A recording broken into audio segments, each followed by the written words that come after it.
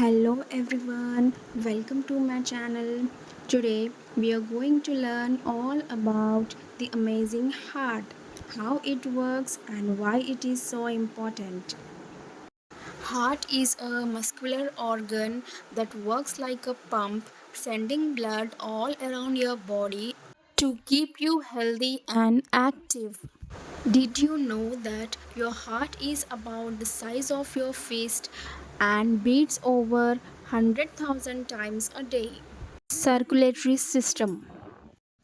All the living organisms needs nutrients, gases, liquids for growth and maintenance of the body. So, circulatory system is needed to carry the materials much faster and more efficiently.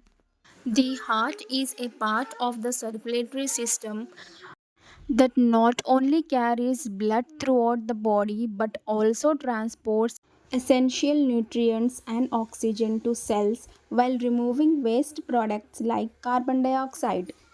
So we will move ahead and discuss about heart and its circulatory system in detail. The heart is located in the middle of your chest, a bit to the left, and is divided into four chambers: right atrium and right ventricle, left atrium and left ventricle. Deoxygenated red blood cells from various parts of the body enter into the inferior vena cava of the heart. From the inferior and superior vena cava, it enters into the right atrium. From the right atrium, it enters into the right ventricle through tricuspid valve and enters into the pulmonary valve, and passing through the pulmonary artery enters into the lungs.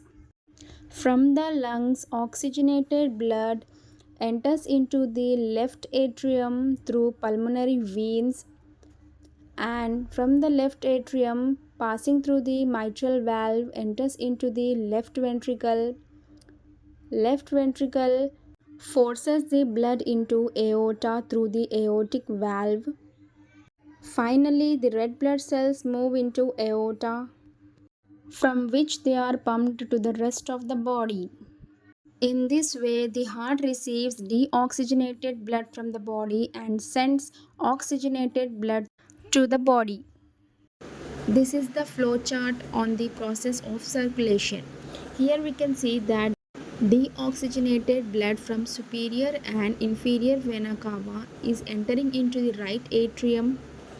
From the right atrium, passing through the tricuspid valve, enters into the right ventricle. Right ventricle forces the blood into the pulmonary artery through pulmonary valve. From the pulmonary artery, the blood reaches the lungs. In the lungs, it gets oxygenated. The oxygenated blood from the lungs enters into the left atrium. From the left atrium, blood passes through the left ventricle. From the left ventricle, it enters into the aorta through aortic valve. From the aorta, the blood is pumped to the rest of the body. Let us study more about the heart. How does the heart beat? The SA node, that is sinoatrial node, initiates the heartbeat. The atrioventricular node, that is AV node, relays electrical impulse from atria to the ventricles. The bundle of His and Purkinje fibers, these are the nerve fibers which conduct electrical impulse. By these electrical impulses, the atria and ventricles get contracted and the blood gets pushed throughout your blood vessels. This creates a heartbeat. You can feel your heartbeat by placing your hand on your chest. Let us find our pulse. Place two fingers on your wrist and feel the tiny beats. Generally, you have heard the word BP. What is BP?